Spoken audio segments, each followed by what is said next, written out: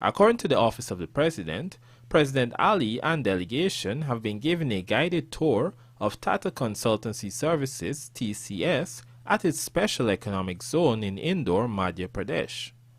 TCS is one of the largest multinational IT service and consulting companies. It is headquartered in Mumbai, India, but has offices globally. The company is a major player in IT spaces and is well known in the e-governance, banking, and financial services, telecommunications, education, and healthcare markets. They have over 600,000 employees and a market cap of over $200 billion. President Ali and team also toured Shankar Soya Concepts, which is a global food and nutrition ingredients company. Since its inception in 1984, the company has evolved into a global player with its products going to more than 30 countries in Europe, North America, and Asia. Meanwhile, the delegation also visited Jash Engineering Limited. With operations on 4 continents, this company manufactures a wide range of equipment, including for water intake systems. 60% of its revenue comes from outside India. During the tour, President Ali highlighted the countless transformational projects ongoing in Guyana and extended an invitation to the company to visit. Gerald Bryan, The Evening News. Meanwhile, the Guyana Manufacturing and Services Association, GMSA, has signed a Memorandum of Understanding with Mehid Purwala Furnitures PVT Limited of India, which will facilitate the expansion of the furniture manufacturing industry in Guyana and allow both countries to access more opportunities for capacity building, transfer of technology and skills, capital, and market development. The MOU will also facilitate collaboration with development support by companies seeking to form consortiums in order to strengthen the furniture manufacturing sector in Guyana and to meet the country's rapidly growing demand in both domestic and regional markets. Mehid Purwala Furnitures is a 4th-generation company with more than 135 years of experience. The furniture products are constructed with materials such as Indian teakwood, pre-laminated engineered board, and steel, some of which will be imported from India and finished in Guyana. Guyanese hardwood species will be used in manufacturing the furniture as well, thereby increasing opportunities within the forestry sector and building indigenous manufacturing capacities within Guyana.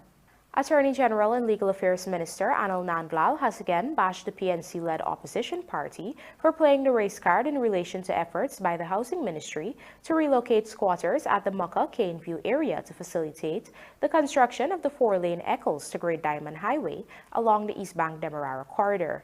During his weekly program, Issues in the News, Nandlal reminded of the PNC's treatment of squatters across the country in the 1970s, when dozens of homes were bulldozed without any notice being served or compensation offered. In contrast, the Attorney General noted that the People's Progressive Party Civic Administration has adopted a different approach, not only regularizing major squatting settlements such as Sophia, but also shifting persons to established housing schemes, as well as offering compensation where necessary. In fact, the Legal Affairs Minister posited that government is currently undertaking similar exercises by offering citizens compensation in exchange for titled lands for developmental purposes across the country. Here's what he had to say. The gas to show the pipeline is running from Crane Seawall all the way past Wales Estate. Dozens of miles of private property have to be acquired, and we are acquiring it.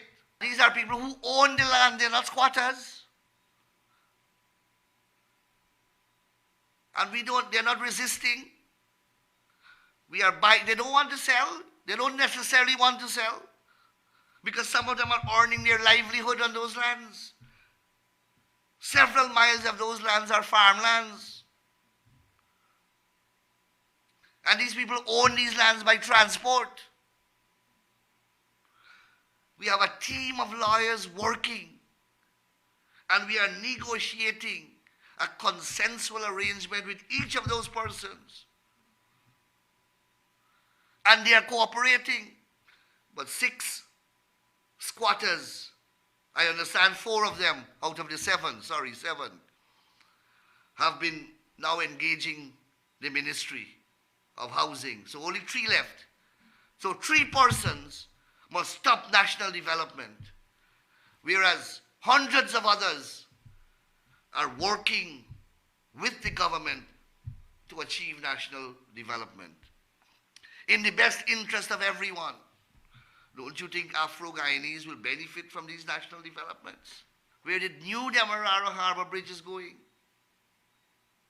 Again, persons' private property are being affected. And again, we are negotiating with them to ensure that we acquire their property in the public's interest. But we are doing it consensually, and they are cooperating. And these are owners. These are people who have houses that value millions of dollars. The road from Schoonard to Parika, that's an entire highway. Do you know how many private properties that road will now take up? Those persons have already been engaged. They own those properties. They're not squatting. And they are negotiating peacefully. And you have 3 persons obstructing an entire highway at Mocha, and the opposition is lending support to that. My friend, that I don't think you can have a better exemplification of the destructive role that this opposition is playing. And these people now want to masquerade as as protectors of private property, and want to play the race card and make it a racial issue when it has nothing to do with race. I appeal to the 3 families who are still to enter into negotiations with the Ministry of Housing to do so quickly. A single mother of 5 has been forced to remain at home to care for 4 of her children who were injured in a road accident on New Year's Eve last year. Our BERBICE correspondent Andrew Carmichael reports that since the domestic helper cannot work and earn money, her landlord has given her 3 weeks' notice to vacate the building, saying that she would not be able to pay the rent. Sharon MacDonald is a 32-year-old mother of 5, 4 of whom were injured in an accident on December 31, 2022 in East Kanji. The accident claimed the life of 2-year-old Jasmine Ross of New Amsterdam. Meanwhile, MacDonald's 11-year-old Siobhan Laundrie suffered head injuries and has difficulty walking and keeping her balance. The other siblings injured in the accident are 5-year-old Shania Blair, 8-year-old Javier Blair, and 10-year-old Siobhan Laundrie. Due to their injuries, the woman, who works as a domestic helper, was forced to stay at home to take care of them. My 10-year-old daughter, she's just like a traumatized something, but she says she really get no hit or anything. My 8-year-old son, he get fractured skull. My 5-year-old, she get knee problem because her knee went in cast, and she cries, so they cut it out, take off the cast. But she still gets her knee swell. My Shavin Laundrie, that is 11 years old, she's like brain injuries, and she don't talk, neither now she's trying to balance her weight, and she kind of like what must say that kind of flighty something. She do things like what she never do before. Police had reported that motorcar PGG 278 was proceeding along the East Kanji public road at a fast rate of speed when the driver lost control of the vehicle and skidded onto the eastern lane and collided with a motorcycle which was proceeding in the opposite direction. As a result of the impact, the motorcyclist and pillion rider were both flung into the air and fell onto the parapet, where they both received injuries. The car skidded further and ended into the eastern grass parapet and collided with a bridge and further into a fence on the said eastern side. As a result of the impact, the driver and occupants all received injuries about their bodies. The car was being driven by Shande Mohabir, a firewoman stationed at the New Amsterdam Fire Service and the Viscanefield Settlement, East Kanji. The bike's pillion rider, 2-year-old Jasmine Ross, was later pronounced dead. During an interview with Evening News, the single mother cried for help, saying that none is coming her way. As a single mother, it's tough because I don't have no one there that's helped me, because I just do domestic work for a living. And I just do it for send them, give them the best education they could and make sure they have meals on the table. But at the moment, right now, I cannot do anything. She using enough Pampers. She got to use Insure, apple juice and everything, and I can't really afford that. But I tried my best to give her, because that is what she could feed on. She cannot use no solid food. Recounting the day of the accident, MacDonald said that her children were home and when a neighbor passed and offered to take them for a drive. She said right at the Chinese in front for buy something for them. And in like less than 45 minutes, I get a call on my neighbor phone. And when my neighbor said, Sharon, come to the phone, I said, I hope nobody ain't calling me for stripping this. And I cuss. He said, no, come to the phone. And when I go to the phone, there is where Sony called me and tell me that, Sharon, don't panic, they meet up in an accident that my son unconscious and my daughter dead. She later learned that it was not her daughter who passed away. The woman now has to spend some $16,000 to take her 2 children to a clinic in Georgetown. Now, she also has to deal with a landlord who wants her out in 3 weeks. My child was going good. She just write common entrance. She in Farm 1 at CSS school. She cannot go to school or anything. And during to how I cannot work, I got to stay home and look at her. I can't work. My landlord said, seems that I can't pay her rent. I got to move from this home here. That shocking news was received on Monday, and MacDonald was given until January 31st to remove. Andrew Carmichael, The Evening News. Coming up, woman stabs partner to death after he attacked her with piece of wood, and 16-year-old dies after motorcycle crashes into tractor at WAKENAAM. Do stay with us. More news ahead.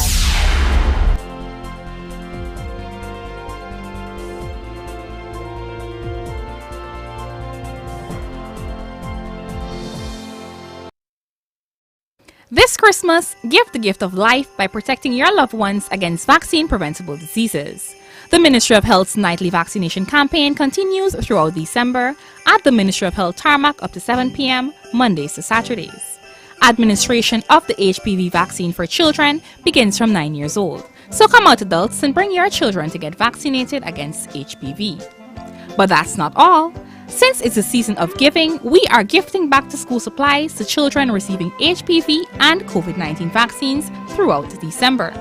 Adults, gifts for you too when you are vaccinated at the Ministry of Health, BERBICE, on December 25th, 26th, and 31st from 9 a.m. to 2 p.m. For more information, contact us at 226-8171 or 226-3103. Vaccinate what you create. A message from the Ministry of Health and UNICEF. Give your home or office some shine. Fortune Investment Company. We provide reliable commercial and residential professional cleaning services in Guyana. We clean homes and commercial offices. Other services offered are floor care and tile polishing, interior auto detailing services, power washing, weeding and cleaning, and carpet, couch, and mattress cleaning. We are committed to keeping your homes and offices squeaky clean. Call us now at 592-689-7558 or 592-639-6365 or visit us at 3430 Jackson North Rumville, Georgetown, Guyana. Fortune Investment Company. When we say clean, we mean spot.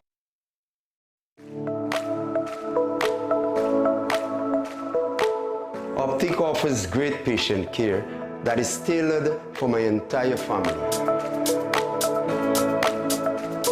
At Optic, a wide selection of affordable optical frames and optical services are available to fit your budget.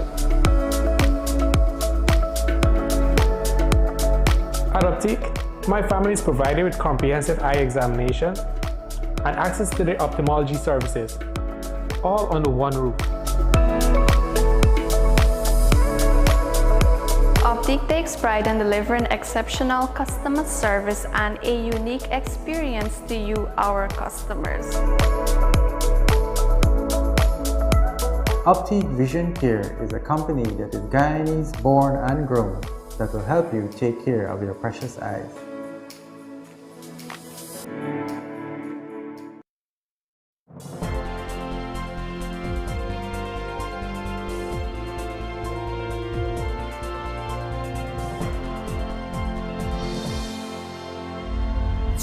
Welcome back. You're watching the evening news. Leroy Day, a 26-year-old laborer of Breeder Street, Working Russ, Georgetown, was last evening stabbed to death by his 30-year-old reputed wife, Shanisa Clark. Police said the couple had been living together at the said address for about 3 years and they had had frequent misunderstandings, which led to fights. Reports are that some 4 days ago, they left the house after the duo had an argument. At around 23:20 hours on the day in question, the man returned home and the duo continued to argue regarding the payment of rent. Police say the man slapped the woman to her face and a scuffle ensued, during which he picked up a piece of wood and dealt her several lashes about her body, causing her to receive injuries to her neck, hand, and jaw. In retaliation, the woman picked up a kitchen knife and stabbed the man to his chest. He then ran out of the house in the direction of the Stabrook Market area and collapsed while walking on Cross Street, Working Russ, between Hatfield and Leopold Streets, Georgetown. An ambulance was summoned and he was taken to the Georgetown Public Hospital to seek medical attention. He succumbed to his injuries at about 9:25 hours today. The suspect later went to Brickdam Police Station to make a report, where she was arrested and later escorted to the Georgetown Public Hospital. She was examined and treated by a doctor and is presently in custody pending investigation. We now tell you that a teenager is now dead following an accident which occurred on Tuesday at Friendship Public Road, WAKENAAM, Region 3. This newscast understands that at around 21:45 hours, a motorcycle crashed into a tractor, causing both the rider and pillion rider of the bike to receive injuries about their bodies. The rider, a 16-year-old identified as Mohammed Khan, reportedly died on arrival at the hospital, while the 21-year-old pillion rider, Vikash Singh, is in a critical condition. Reports are that the motorcycle was traveling at a fast rate of speed when the young rider lost control of the vehicle and it crashed into the tractor. A man is now dead after being hit by a lorry transporting a skip bin, which was being operated by Sevon's Waste Management. Our BERBICE correspondent Andrew Carmichael reports that the lorry was allegedly speeding through Rose Hall Town, and residents say it might have been racing another lorry. The dead man has been identified as Victor Allert, 34 of Martin Street, Rose Hall Town, Quarantine, Berbice. According to the police, the Chevron's Waste Management lorry was being driven by a 47-year-old man of Canefield Settlement, East Kanji, also in Berbice. Reports are that a motor lorry GZZ 4248 was proceeding west along the Quarantine Highway at Rose Hall Town when it is alleged by the driver that Allert ran across the road from the north going south and into the path of the vehicle. As a result of the collision, the pedestrian fell onto the road and was picked up by public-spirited citizens in an unconscious condition and placed into a police vehicle and taken to the Portmorant Hospital, where he was pronounced dead on arrival. Meanwhile, the laborer's brother said he was a short distance away from the accident.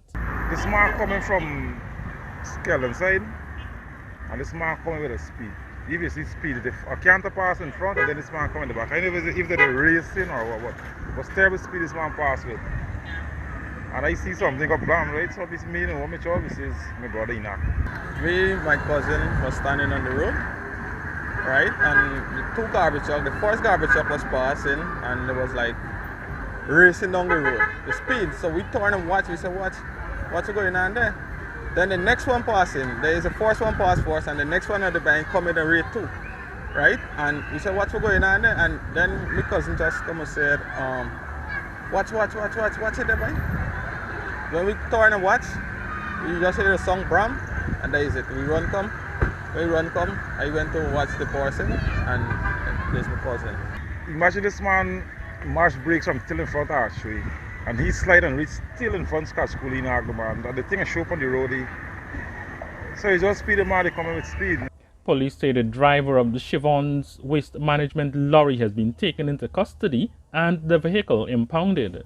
The now dead man's cousin said the driver offered no assistance to the injured man after the impact. I go and I ask who is the driver for the truck, and the driver identified himself and said he's the driver, and the next one telling he going back in the truck. Then the police come afterward and then ask where is the driver. So when he asked where is the driver, I said, "What's the driver standing up there?" When I look back, there was the driver again, and then somebody tell he said, "What's he walking down to boat by the station?" Police are continuing their investigations and the driver remains in custody. Andrew Carmichael, The Evening News. Stakeholders in the local judiciary system have once again lamented the shortage of judges at both the High Court and Appeal Court. Consequently, calls have been reiterated for the establishment of the Judicial Service Commission, the body responsible for appointment of judges. Find out more in this Vanu Manikchand report. Currently, there are 11 judges in the High Court, one of whom is set to retire soon, and only 3 judges in the Appeal Court. Acting Chief Justice Roxanne George recognizes the challenges that having such an inadequate capacity pose. Decisions should be given in a timely manner, and we are committed to striving to do so. We have 3 Court of Appeal judges and 11 High Court judges currently, with another High Court judge soon to retire. That we can and must do better. Of course we can, of course we must. However, with an extremely heavy caseload, in particular, among other challenges, we are doing the best we can in the circumstances. Meanwhile, Acting Chancellor of the Judiciary, Justice Yonit Cummins Edwards, reiterated calls for the establishment of the Judicial Service Commission. Courts exist to do justice, and we cannot do justice with machines alone. We need the people, and we can only do what we're required to do if we have the necessary resources. We do not need the rhetoric, we need the laborers, we need the judges. We've been hearing time again about the JSC soon to be established. We would like to see the implementation and the establishment of the Judicial Service Commission. In response to these pleas, Attorney General and Legal Affairs Minister Anil Nandal reassured that the Judicial Service Commission will be put in place in the coming months. I want to assure that very, very early this year, long before the end of the first quarter of this year, we will have appointed the Judicial Service Commission and the Public Service Commission, 2 important constitutional commissions that will address the inadequacy of human resources that currently plague the judicial institution. These exchanges were done at the launch of the 2023 judicial year on Tuesday under the theme Serving People, Providing Justice. Even the Guyana Bar Association's president, Pauline Chase, lamented on the lack of judges to adequately serve the judiciary. Reporting for the Evening News, Vanu Manikchand.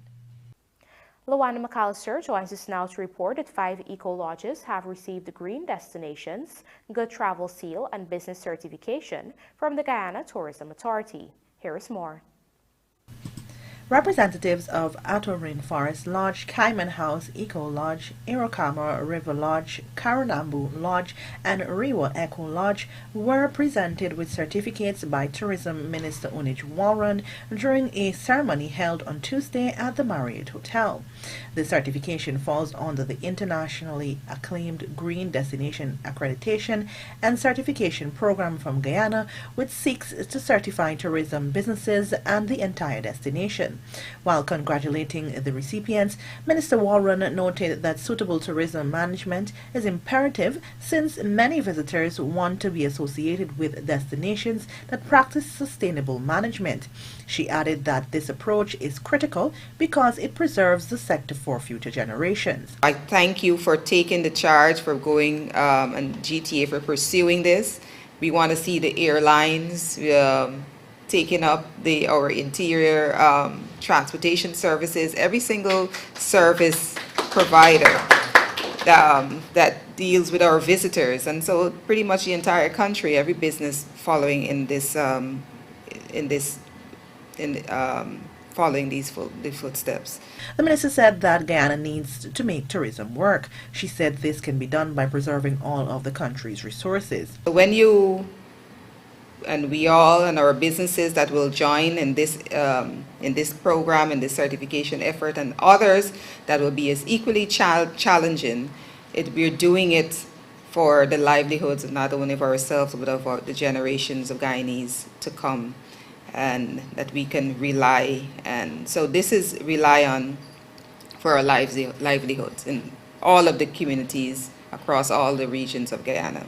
The tourism minister added that she is proud of the achievement, while stating that very soon they will be pursuing businesses in other regions. She assured the audience that very soon things will become easier for them. She further stated that the program will not only be annual, but it will become a lifestyle. Lawanda McAllister for the Evening News.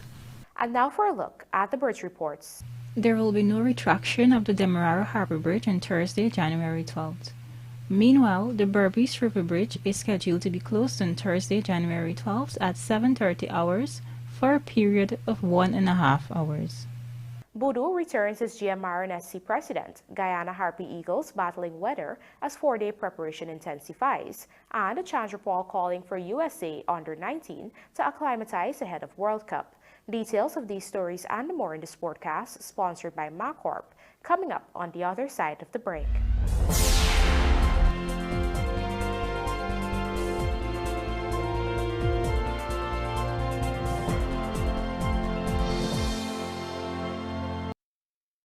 This Christmas, give the gift of life by protecting your loved ones against vaccine-preventable diseases. The Ministry of Health's nightly vaccination campaign continues throughout December at the Ministry of Health tarmac up to 7 p.m., Mondays to Saturdays. Administration of the HPV vaccine for children begins from 9 years old. So come out, adults, and bring your children to get vaccinated against HPV. But that's not all. Since it's a season of giving, we are gifting back to school supplies to children receiving HPV and COVID-19 vaccines throughout December.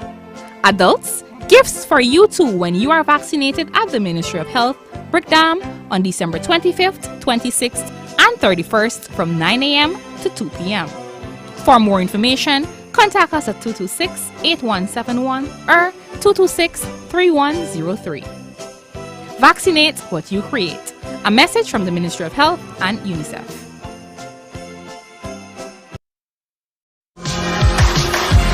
Mechanics, Sylvie's has all the equipment you need to make your job easier and your business profitable. Visit our 31 High and Hatfield Street store and choose from our wide array of shop presses, engine hoists, oil drain pans, parts washers, jack stands, bottle and floor jacks, hand tools, and much more. Can't make it to the store? Shop online at sylviesonline.com and have it delivered. Call or WhatsApp 623-7755 for more info. This Christmas, guess what? You're guaranteed to save big right at National Hardware Limited. Shopping for Christmas trees? We've got all sizes from the traditional to the ones with a modern twist. Garlands, wreaths, lights, and Christmas inflatables are what you need to bring that Christmas cheer. Out with the old and in with the new. We've got curtains, carpets, and so much more to spruce up your home for the holidays. Save time too, and get presents for both boys and girls, whether big or small. National Hardware has you covered, in more ways than one this holiday season.